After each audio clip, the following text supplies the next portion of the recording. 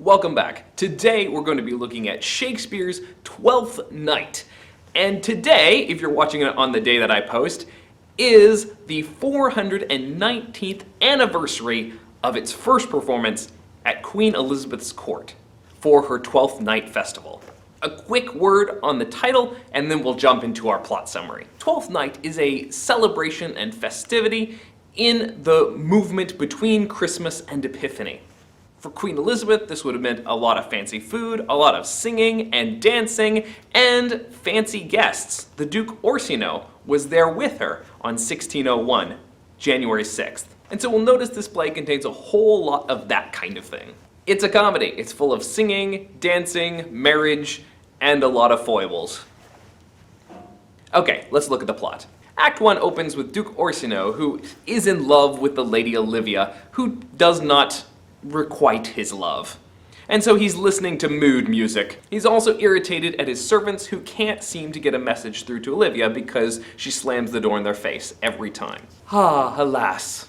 Scene 2, we cut to Viola and the captain who have just washed ashore after a shipwreck. Viola has a brother, Sebastian, who she believes is drowned. And in this moment, although she comes from a good family, she's washed up on a strange shore, she no longer has her family with her, she's orphaned, and so she decides to dress as a man and go work for the Duke. Although she at the same time expresses a bit of sympathy for the Lady Olivia, who has shut herself up after the death of her own brother. Oh, that I served that lady, and might not be delivered to the world, till I had made mine own occasion mellow what my estate is. The captain vows to keep her secret, and so Viola goes to present herself to the Duke, in the costume of Cesario, a young man. In scene 3, we jump to Olivia's house, not to meet her yet, but to meet some of her servants and family.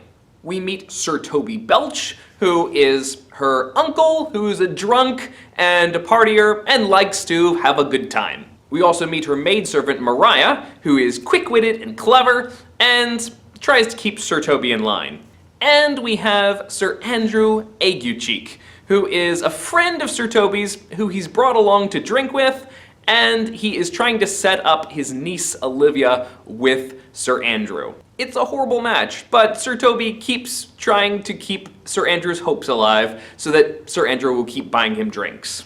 Sir Andrew's pretty dumb and really slow on the uptake with all the joking that goes on in these next few scenes, but he's apparently pretty good at a caper and can dance pretty well. And so he gets to show off in a dance number every once in a while. This scene does very little other than simply introduce these three characters and their main character traits. In scene 4, we see that Cesario, aka Viola in disguise, has worked her way into Duke Orsino's court. And in fact, Duke Orsino has really taken to the young Cesario / Viola. And he begins to confess his deepest feelings about Olivia to Viola. And finally, he asks Viola to go and confess his love to Olivia, since none of his other servants have been successful. And Viola agrees because she loves the Duke. But the problem is, she loves the Duke, and she wishes she were the one being wooed by Duke Orsino. Yet, a barful strife, whoever I woo, myself would be his wife. Scene 5 of Act 1 is set at Olivia's house, and there we find Festa the Fool, who's just returned from being out on the town. Maria chides him for being away, as does Olivia, but he makes it up to her with his quick wit and his corrupting of words. More on that in a moment. Using convoluted and playful banter, he proves her the fool instead of himself. And she forgives him. However, Malvolio, her steward, is a stuck-up kind of jerk who doesn't like to have fun. His idea of fun is people praising him. Olivia says to him, "Oh, you are sick of self-love, Malvolio, and taste with a distempered appetite." But at this moment, in comes Viola, and she won't take no for an answer, and so although Malvolio goes and tries to turn her away, she refuses to be turned away and ultimately comes in. Because she's so saucy and surly, Olivia's interested. All these sweet-spoken servants of the Duke before have been really uninteresting to her, but this young man, he's different. She wants to check him out and see who he is. An extremely drunk Sir Toby answers the door first, followed by the prim and stuck-up Malvolio, and finally Viola is brought in and presented to Olivia. She spends more time talking about how hard she worked to memorize the speech than she does actually giving the speech, much to Olivia's amusement. By the time they finish their exchange, Olivia says, "No, I'm not interested in the Duke for the 100th time or so, but if you want to come back and tell me how he took my reply, I'd be happy to hear it." Olivia also ascertains that although Viola is working as a page for the Duke, he/she is actually of a better and more noble class than her current standing. In fact, Olivia actually shows off her face and says, "Don't you think I look beautiful?" And Viola's like, "Yeah, okay. Sure, you look beautiful, and you should marry the Duke." But as Viola exits, Olivia realizes and confesses in an aside that she has fallen for this saucy young page boy. "How now? Even so quickly may one catch the plague? Methinks I feel this youth's perfections with an invisible and subtle stealth to creep in at my eyes." She summons Malvolio and asks Malvolio to return a ring, which Viola did not leave her, as a subtle, sneaky way of giving her ring to Viola. And so ends Act 1. In Shakespearean style, we've introduced almost all of the important characters and set up the problem. Duke Orsino loves Olivia, Olivia loves Viola, Viola loves Duke Orsino. Love triangle! And so we move to Act 2, the rising action. Act 2 begins with new characters, Antonio and Sebastian. Sebastian is Viola's twin brother, who she thought she lost at sea. He also thinks that he lost his sister at sea. And now that he's washed up on shore, he's so upset, and he feels his luck has just turned terrible, and so he heads off to meet the Duke. Antonio wants to stick with him, and Sebastian kind of pushes him off because he doesn't want his bad luck to rub off on Antonio. But Antonio's affection for Sebastian makes him want to stand by him and continue with him, even though going into town could get him in big trouble. He had a run-in with the Duke's friends that makes him kind of a wanted man. More on that in a minute. Scene 2, Malvolio runs up to Viola and says, "Here's the stupid ring you left. You should have just gone ahead and taken it with you so I didn't have to run all the way after you and give it to you." And Viola's like, "What? No." And he drops it on the ground and is like, "Fine, I don't care, I'm leaving." And Malvolio leaves. Viola picks it up and realizes the truth that Olivia loves her, thinking her a man, and things are complicated. She has a really fantastic soliloquy in which she is baffled by the love triangle, and she ultimately concludes by saying, "O time, thou must untangle this, not I. It is too hard and not for me to untie." They're all kind of stuck. Scene 3, Sir Andrew and Sir Toby are having a drunken revel in the middle of the night. Enter Festa, who joins them and sings them some songs. He sings a really nice, sentimental song, and then they have a fun, exciting caper, and Sir Andrew does some great dancing. And in the midst of all this, Maria comes in and is like, "You guys know what time it is. You're waking us all up, okay? You need to be quiet, or else the lady is going to throw you out of the house. Family or no." And in the midst of Maria reproving everybody, Malvolio bursts in, and in his pretentious, obnoxious way, he tells all of them off. And he's so surly that he even throws Maria in there for not stopping things sooner. They don't listen very much. In fact, they sing a song as he's trying to tell them to be quiet. And Malvolio storms off. And in that moment, they all decide, because he's such a pretentious jerk, they ought to play some pranks on him. And Mariah's the clever one who comes up with the prank. She's going to write him a letter that makes him think that Olivia loves him. He is, after all, so obsessed with himself, and he thinks that everyone should really love him, that he'll easily fall for a fake letter saying that Olivia has affection for him. Sir Toby and Sir Andrew think this is hilarious and fantastic, and are all in on the joke. And Sir Toby says, "You know what? It's too late to go to bed. Let's go drink some more." Scene 4. The Duke is still listening to music. He's working up another playlist. And he and Cesario debate the relative faithfulness and value of a man and a woman's love. Cesario claims that he had a sister who loved just as deeply as any man.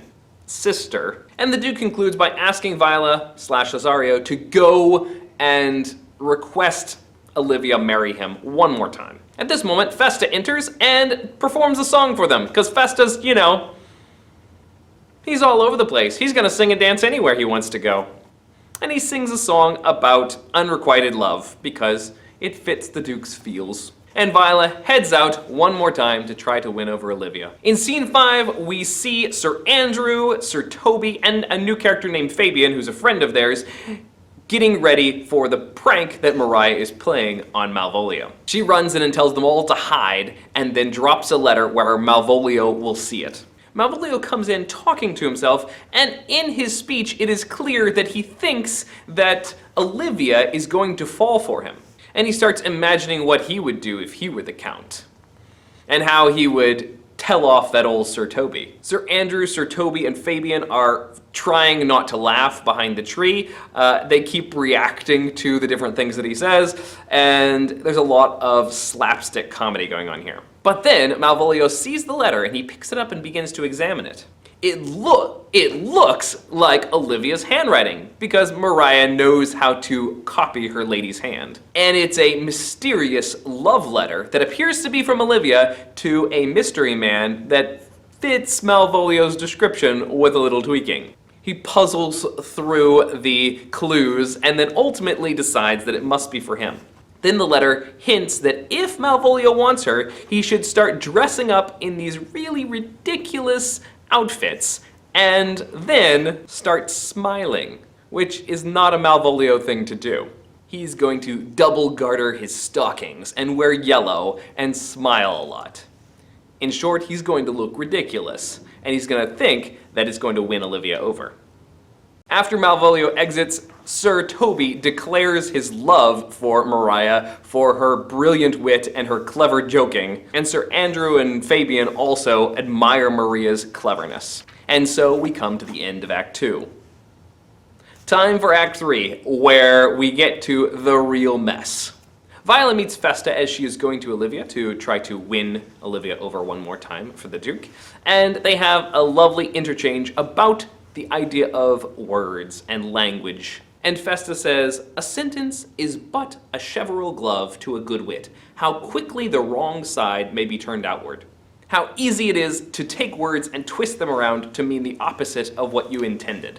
Sir Andrew and Sir Toby also greet Viola as she enters, but Olivia dismisses all of them so that she can talk to Viola/Cesario alone.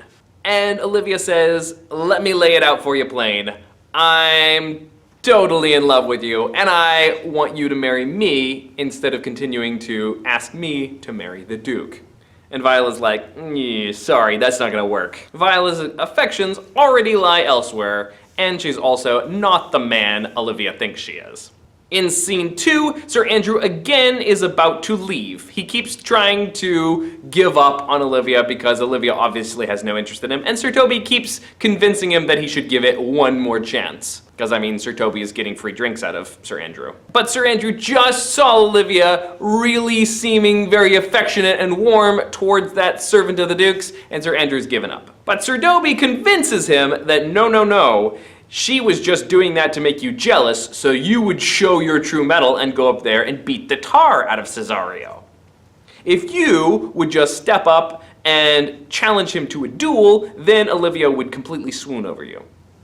The problem is that Sir Andrew is a complete coward, and Sir Toby knows it. And so Sir Toby thinks, this will be hilarious if I try to get that Cesario kid who looks like, a puny little wimp, and I try to get Sir Andrew to fight each other, and both of them will be so terrified of each other, this will be hilarious. And so Sir Toby talks Sir Andrew into writing a formal challenge for Cesario. Maria enters and says, "Wait till you get a look at Malvolio, the way he's dressed and the way he's acting. This is gonna be fantastic. He's just about to go see Olivia. We gotta watch this." But before we get to see the fun with Malvolio, we cut to Sebastian and Antonio, who are entering town. Antonio confesses that he's in danger being in town because in a sea fight, he captured a whole bunch of stuff from the Duke and his men. And so if he gets captured, they'll definitely hold him for ransom. And so Sebastian says, "Well, you better lie low then. I want to go out and see the town though."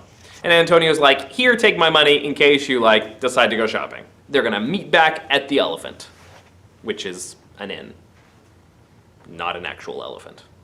In scene 4, we get the fun with Malvolio. Mariah comes in and says, Olivia, something is up with Malvolio. He looks crazy. I think he's out of his mind. And Malvolio comes in, grinning really awkwardly, when he used to be so solemn and serious all the time. And he's wearing these really bright yellow socks that are all tied up with ribbons. And Olivia is horrified because she had hoped that Malvolio would stand there and look all formal while she was talking to Cesario. Meanwhile, Malvolio is like dropping lines from the letter and being like, and Olivia thinks he's nuts. And so Olivia sends Sir Toby to take care of the apparently crazy Malvolio. Sir Toby, Mariah, and Fabian come in and talk to Malvolio and act like he's been possessed by the devil. And everything he says to try to clarify his own sanity or to show his annoyance with them just proves that he's been possessed by the devil, in their opinion. Malvolio storms off, but the fun isn't over because Sir Andrew comes in and has his challenge ready for Cesario. And so Sir Toby says, I'll deliver it for you. And so he takes the letter and heads off to meet with Viola. Meanwhile, Viola and Olivia have been talking with no real progress for anyone because Olivia keeps trying to convince Viola, and Viola will not marry Olivia, obviously. But before Viola exits, Sir Toby steps up and says that Sir Andrew has a challenge for him, that Sir Andrew has been offended and wants to fight. Cesario is horrified because Viola's never fought anyone before. She doesn't know how to fight anybody. And so Sir Toby and Fabian go back and forth between Viola and Sir Andrew, and both of them make it sound like the other guy is really eager to fight and really tough and really angry. And so both Viola and Sir Andrew are terrified. And they both think that they have to fight. And they're being pushed into this fight by Sir Toby and Fabian. Just at that moment, though, Antonio comes in and says, Sebastian, I've been looking for you. And he sees that Viola has drawn her sword. Now, this is the part where things go crazy. Because Viola's twin brother, Sebastian, is in town. And when Viola dressed as a man, Cesario, she dressed in imitation of her brother. So she looks just like her twin brother. And Antonio makes the mistake when he steps up thinking this to be Viola's twin, Sebastian. So he rushes to Sebastian / Cesario / Viola's rescue and starts fighting Sir Toby. But at that moment, the police rush up and arrest Antonio. Oh no, Antonio's been caught! And so Antonio's like, I got caught after all. Okay, Sebastian, do you mind handing me back my purse with all my money? Because I'm going to have to pay bail here. And Viola's like, I have no idea what you're talking about. Thanks for stepping up for me, but I don't know what you're talking about. I mean, I have a little money, but... And Antonio thinks that Viola, who he thinks is Sebastian, has turned on him. Whereas Viola is completely baffled. But she caught a hint of something there, saying, wait a second, Sebastian? Is it possible that my brother's still alive? And so she wanders off. But Sir Toby, who's watched all of this, says, what a coward not to help a friend in need. Sir Andrew, let's go back and let's pummel that Cesario, because he's no real knight, he's a coward. And so they run after him. The end of Act 3.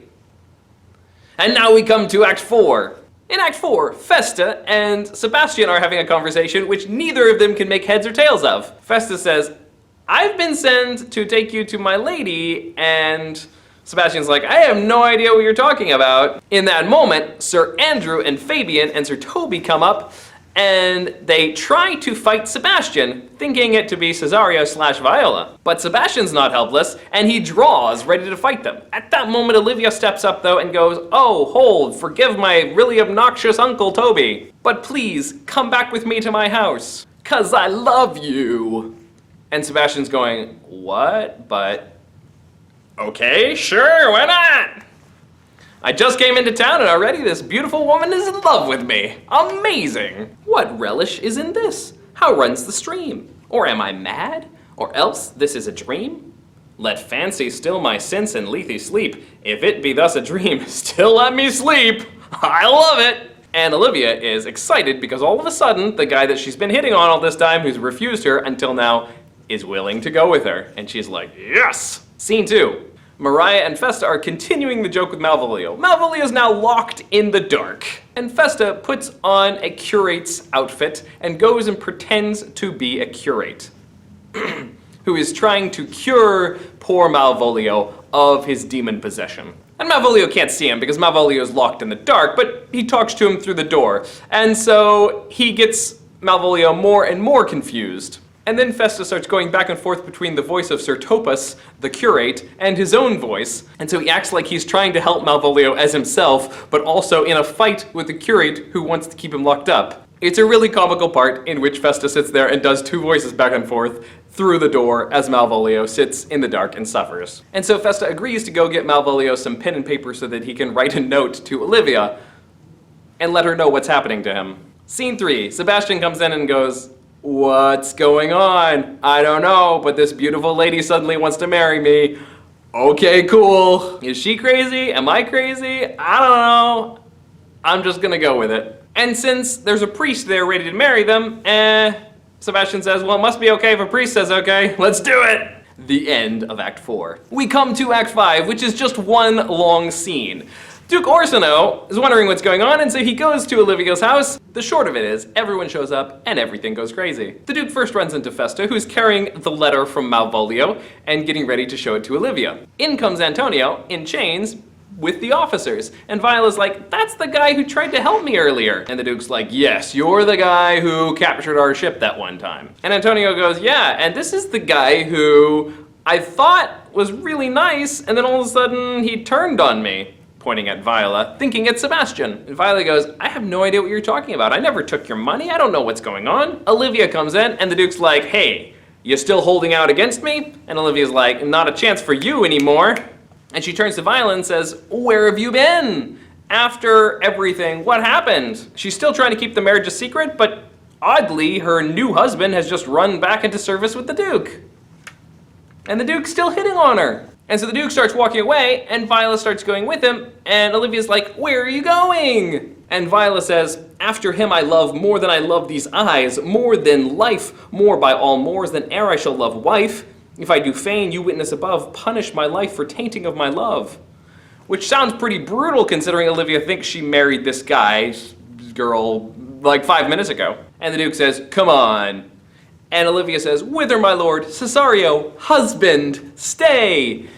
And the Duke goes, what? And Viola goes, what? And in comes the priest and is like, yeah, I just married those guys. And everybody goes, what? And in comes Sir Andrew and Sir Toby, who are all beaten black and blue because they challenged Sebastian again. And he whooped them. And they say, there's the guy that beat us up, pointing to Viola. And everyone is super confused. And then in steps Sebastian, he's like, yeah, I'm sorry I had to beat him up, but they totally had it coming. Hey, what's up, Olivia, my girl? And everybody goes, Antonio realizes, hey, wait, that's the Sebastian, so this guy isn't the Sebastian, okay. And then Sebastian's like, whoa, hang on, that looks like me. And Viola's like, yeah, we have the same dad, because I'm not really Cesario, I'm actually a woman, dressed up like you. And there's this wonderful unfolding of recognition between Sebastian and Viola. And Sebastian's like, whoops, so Olivia, sorry about that, but you get me. And the Duke suddenly sort of has this moment of recognition, and he turns to Viola, and he looks at her, and he says, boy, thou hast said to me 1,000 times, thou never shouldst love woman like to me. And Viola says, and all these sayings will I overswear, and all those swearings keep as true in soul as doth that orbed continent the fire that severs day from night. And the Duke suddenly realizes that the person who he's truly closest to and who's truly loved him through this whole thing is Viola. And so the Duke and Viola are together, and Sebastian and Olivia are together, and Sir Toby and Maria are together, and oh, don't forget Malvolio, who's still locked up in the dark. And Festus like, oh yeah, I got this letter. But you know, he's crazy, so I thought I could wait. And they pull him out, and he's like, what did you do to me? And all the other guys are like, you know, he kind of deserved it. Alas, poor fool, how they have baffled thee, Olivia says. Malvolio shakes his fist and runs off, but everybody else is happy and having a marriage, and everything's good. And it ends with Festus singing and dancing us into the end of the play. When that I was and a little tiny boy, with a hey-ho, the wind and the rain, a foolish thing was but a toy, for the rain it raineth every day. But when I came to man's estate, with a hey-ho, wind and the rain, 'gainst knaves and thieves men shut their gate, for the rain it raineth every day, etc., etc. What a delightful comedy. There's so many wonderful things to love about this play. I'm going to hit a few of the highlights real quick.